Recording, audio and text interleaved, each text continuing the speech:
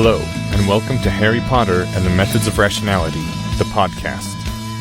Written by Eliezer Yudkowsky, read by Eneasz Brodsky, based on the works of J.K. Rowling. Chapter 46, Humanism, Part 4.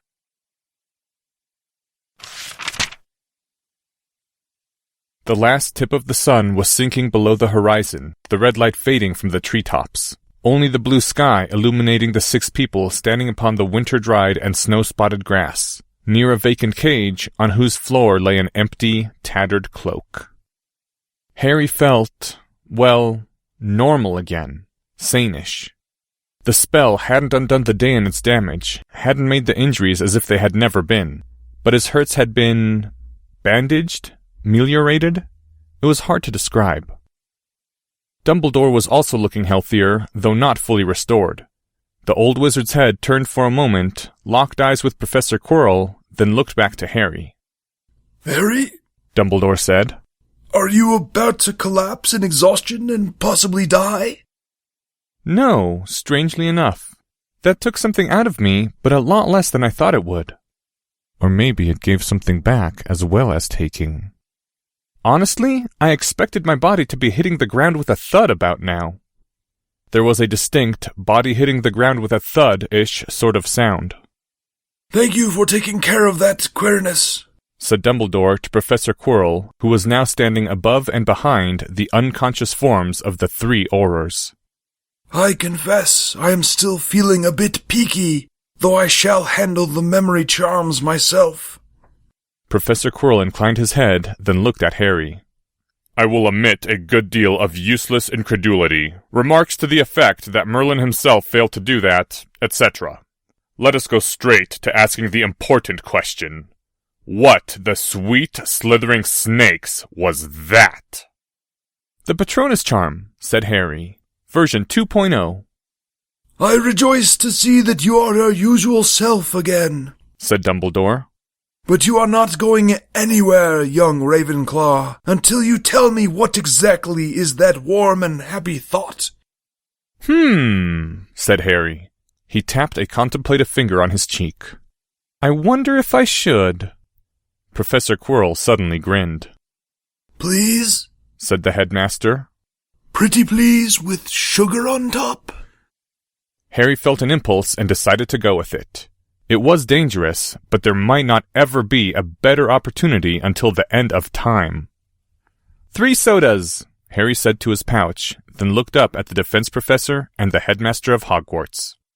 "Gentlemen, I bought these sodas on my first visit to Platform 9 3/4, on the day I entered into Hogwarts.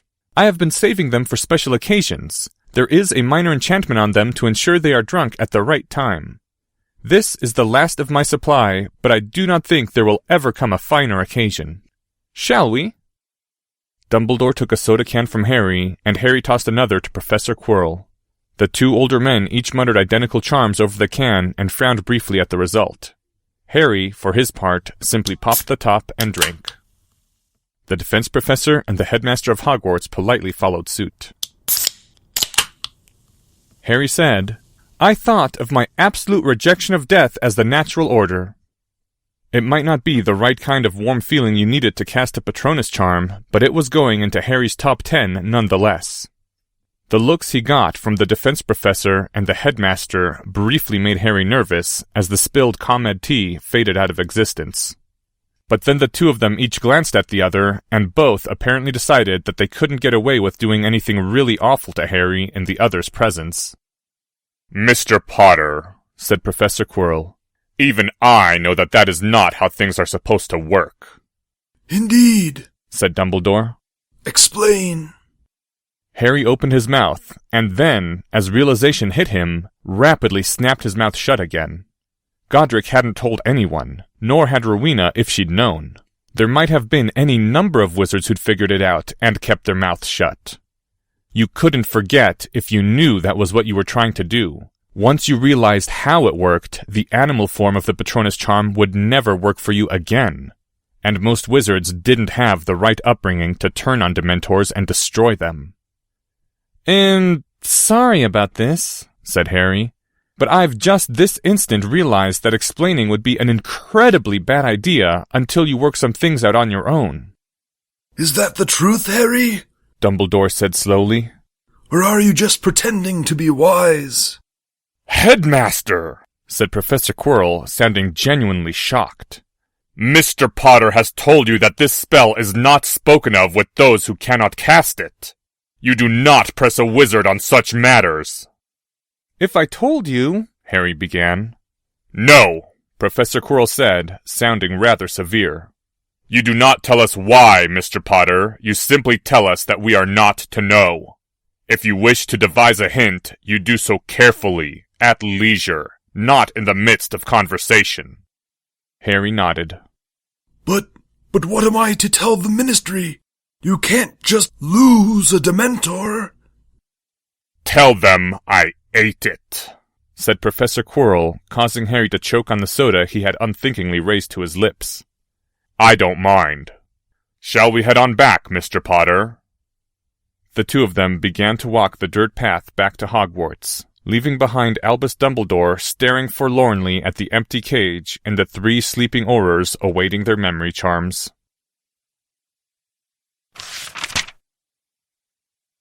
Aftermath. Harry and Professor Quirrell. They walked for a while before Professor Quirrell spoke, and all background noise dropped into silence when he did. You are exceptionally good at killing things, my student, said Professor Quirrell.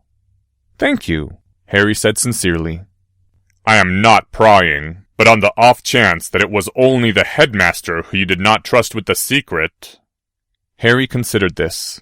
Professor Quirrell already couldn't cast the animal patronus charm. But you couldn't untell a secret, and Harry was a fast enough learner to realize that he ought to at least think for a while before unleashing this one upon the world. Harry shook his head, and Professor Quirrell nodded acceptance. Out of curiosity, Professor Quirrell, if your bringing the Dementor to Hogwarts had been part of an evil plot, what would have been its goal? Assassinate Dumbledore while he was weakened, Professor Quirrell said without even hesitating.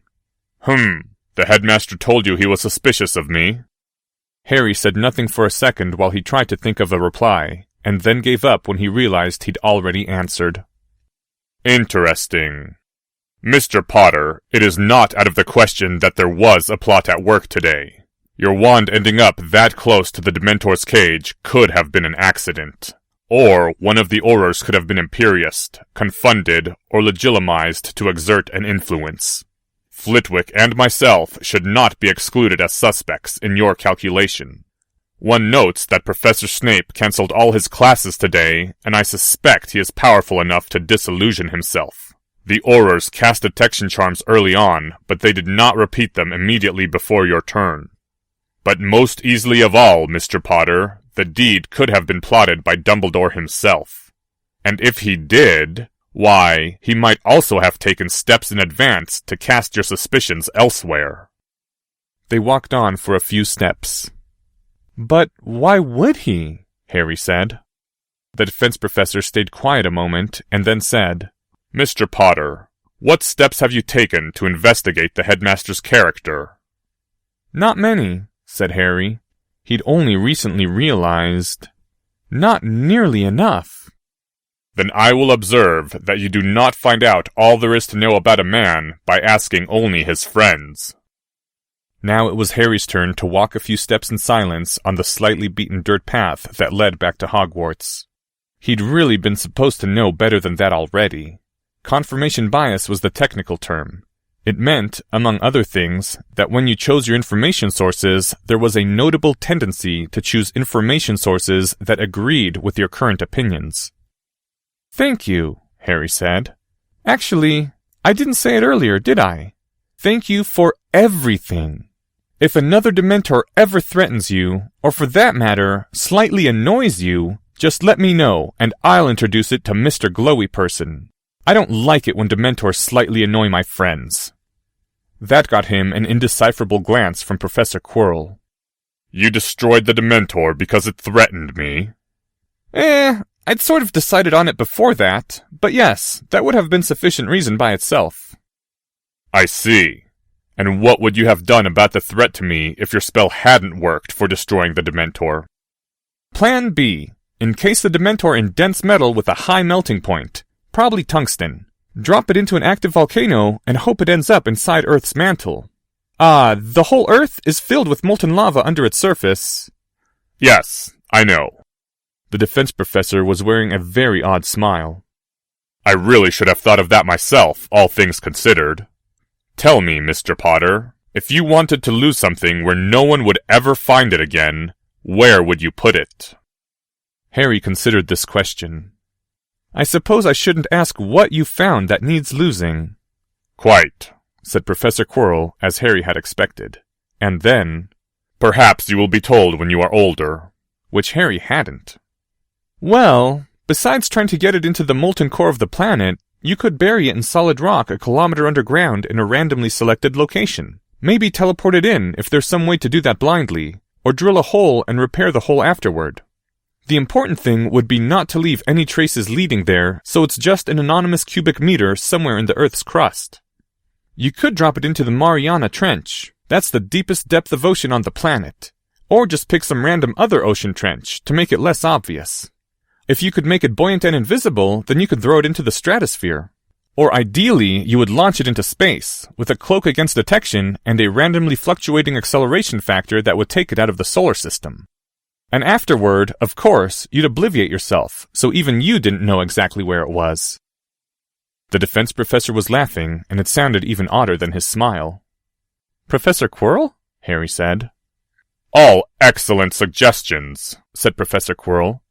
But tell me, Mr. Potter, why those exact 5? Huh? They just seemed like the obvious sorts of ideas. Oh, but there is an interesting pattern to them, you see. One might say it sounds like something of a riddle. I must admit, Mr. Potter, that although it has had its ups and downs, on the whole, this has been a surprisingly good day.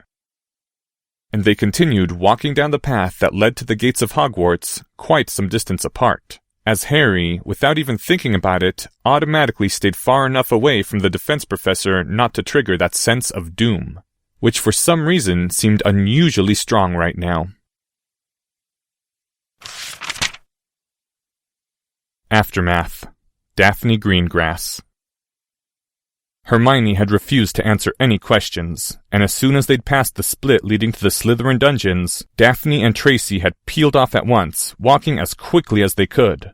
Rumor traveled fast in Hogwarts, so they'd have to go to the dungeons right away if they wanted to be the first to tell everyone the story. Now remember, said Daphne, don't just blurt out about the kiss as soon as we walk in, okay? It works better if we tell the whole story in order. Tracy nodded excitedly. And as soon as they burst into the Slytherin common room, Tracy Davis took a deep breath and shouted, Everyone! Harry Potter couldn't cast the Patronus charm and the Dementor almost ate him and Professor Quirrell saved him, then Potter was all evil until Granger brought him back with a kiss. It's true love for sure! It was ordered storytelling of a sort, Daphne supposed. The news failed to produce the expected reaction. Most of the girls glanced over and then stayed in their couches, or the boys simply kept reading in their chairs. Yes, said Pansy sourly from where she was sitting with Gregory's feet in her lap, leaning back and reading what seemed to be a coloring book. Millicent already told us. How? Why didn't you kiss him first, Tracy? said Flora and Hestia Caro from their own chairs. Now Potter is going to marry a Mudblood girl. You could have been his true love and gotten into a rich, noble house and everything if you just kissed him first. Tracy's face was a picture in stunned realization. What? Shrieked Daphne. Love does not work like that. Of course it does, stated Millicent from where she was practicing some sort of charm while looking out a window at the swirling waters of the Hogwarts lake. First kiss gets the prince. It wasn't their first kiss, shouted Daphne. Hermione was already his true love. That's why she could bring him back. Then Daphne realized what she'd just said and winced internally. But as the saying went, you had to fit the tongue to the ear. Whoa, what? said Gregory, swinging his feet off Pansy's lap. What's this? Miss Bulstrode didn't tell that part. Everyone else was looking at Daphne now. Oh yeah, Said Daphne. Harry shoved her away and shouted, "I told you, no kissing!" Then Harry screamed like he was dying, and Fox started singing to him. I'm not sure which happened first, actually. That doesn't sound like true love to me, Said the Caro twins. That sounds like the wrong person kissed him. It was supposed to be me. Whispered Tracy. Her face was still stunned. I was supposed to be his true love. Harry Potter was my general. I should have fought Granger for him. Daphne spun on Tracy, incensed. You? Take Harry away from Hermione? Yeah!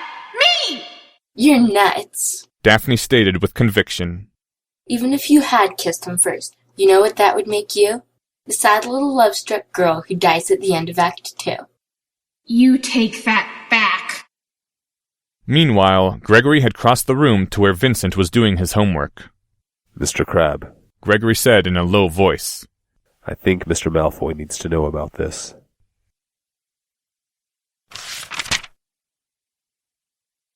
Aftermath. Hermione Granger. Hermione stared at the wax-sealed paper, on the surface of which was inscribed simply the number 42. I figured out why we couldn't cast the Patronus charm, Hermione. It doesn't have anything to do with us not being happy enough. But I can't tell you. I couldn't even tell the headmaster. It needs to be even more secret than partial transfiguration, for now anyway. But if you ever need to fight Dementors, the secret is written here, cryptically, so that if someone doesn't know it's about Dementors and the Patronus charm, they won't know what it means. She told Harry about seeing him dying, her parents dying, all her friends dying, everyone dying. She hadn't told him about her terror of dying alone. Somehow, that was still too painful. Harry had told her about remembering his parents dying, and that he thought it was funny. There's no light in the place the Dementor takes you, Hermione. No warmth, no caring. It's somewhere that you can't even understand happiness. There's pain and fear, and those can still drive you. You can hate and take pleasure in destroying what you hate. You can laugh when you see other people hurting, but you can't ever be happy. You can't even remember what it is that isn't there anymore. I don't think there's any way I can ever explain just what you saved me from. I'm usually ashamed to put people to trouble. I usually can't stand it when people make sacrifices for me. But this one time, I'll say that no matter what it ends up costing you to have kissed me, don't ever doubt for a second that it was the right thing to do.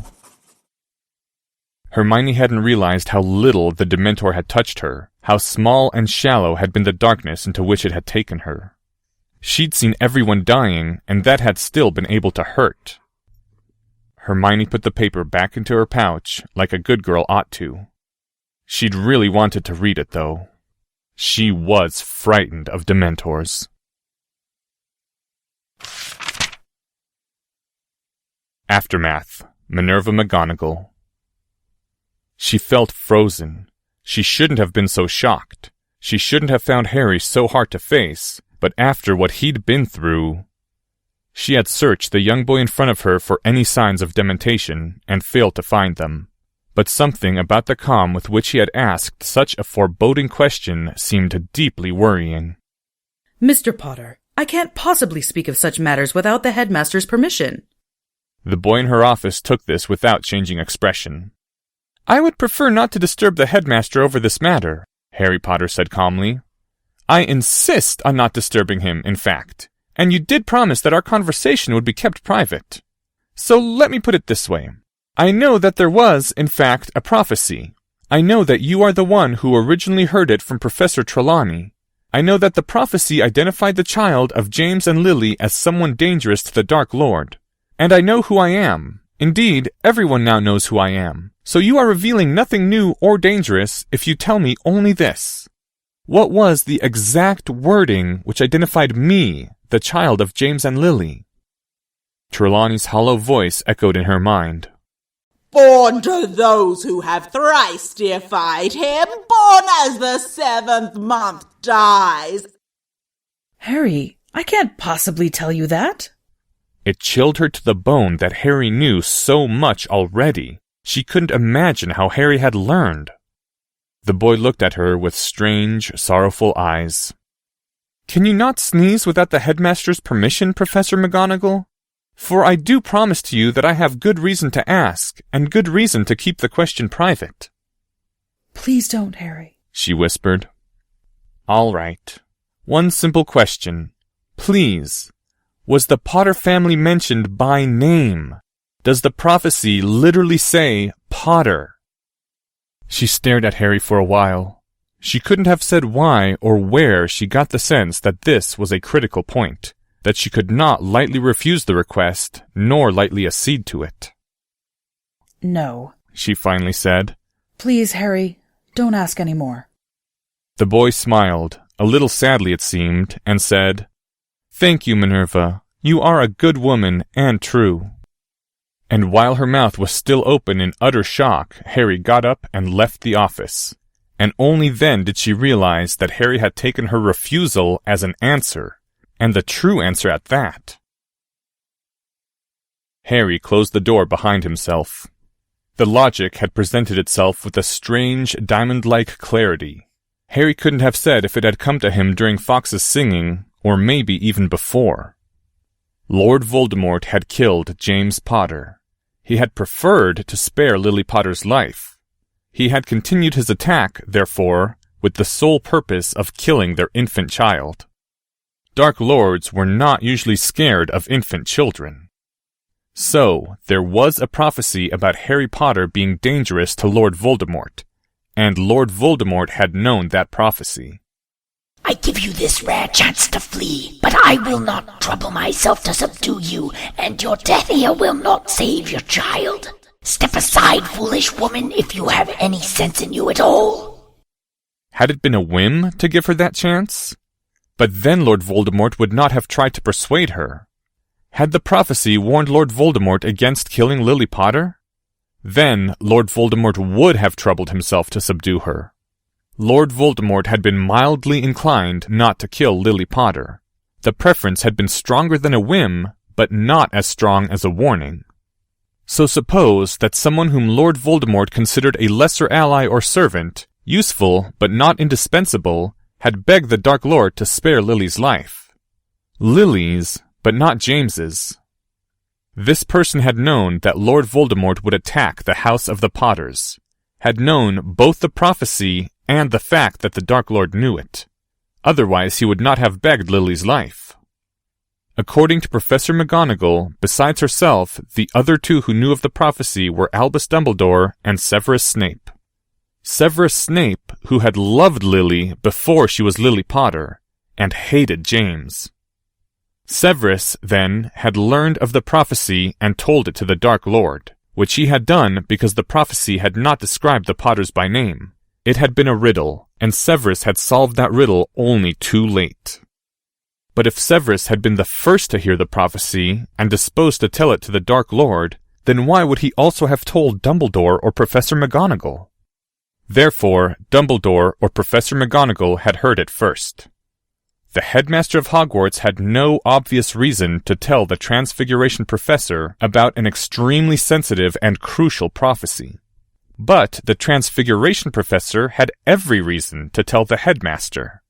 It seemed likely, then, that Professor McGonagall had been the first to hear it.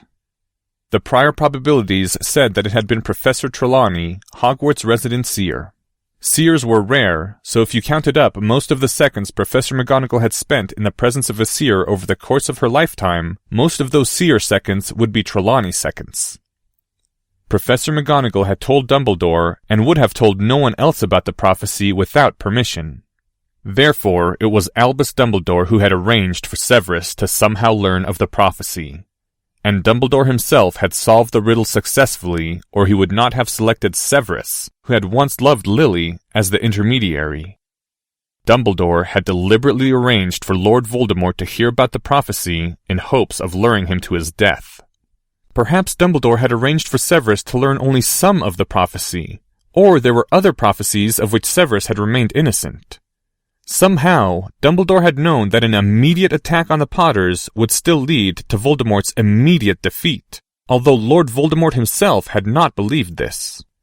Or maybe that had just been a lucky stroke of Dumbledore's insanity, his taste for bizarre plots. Severus had ended up serving Dumbledore afterward. Perhaps the Death Eaters would not look kindly on Severus if Dumbledore revealed his role in their defeat. Dumbledore had tried to arrange for Harry's mother to be spared, but that part of his plot had failed, and he had knowingly condemned James Potter to his death. Dumbledore was responsible for the deaths of Harry's parents, if the whole chain of logic was correct. Harry could not, in justice, say that successfully ending the Wizarding War did not count as extenuating circumstances. But somehow this still bothered him a great deal. And it was time, and past time, to ask Draco Malfoy what the other side of that war had to say about the character of Albus Percival Wulfric Brian Dumbledore. End Chapter 46. Thank you to the following people: Voldemort, Stephen Zuber. Daphne Greengrass, Josie Cotton. Tracy Davis was voiced by Leppy. Dumbledore, Drake Walker. Minerva McGonagall, read by Autumn Rachel Dryden. Gregory Goyle, Anthony Westbrook. Flora and Hestia Caro by Marijke en Yvonne Koelewijn. Millicent Bulstrode by Gigi Arndt. Pansy Parkinson, read by Brooke Davis. The original text for this chapter can be found at hpmor.com. A link is included in this file's description. Recordings, questions, and comments can be sent to hpmorpodcast@gmail.com. If you enjoyed this podcast, please help spread the word at your social forum of choice. If you're interested in learning more about the art of rationality, please visit lesswrong.com, an online community of aspiring rationalists founded by Eliezer Yudkowsky. Some sound effects used are courtesy of the Free Sound Project. Attribution links can be found in this file's description. Today's music is from 10,000 Days by Tool. Thank you for listening, and come back next week for Chapter 47, Personhood Theory, Part 1.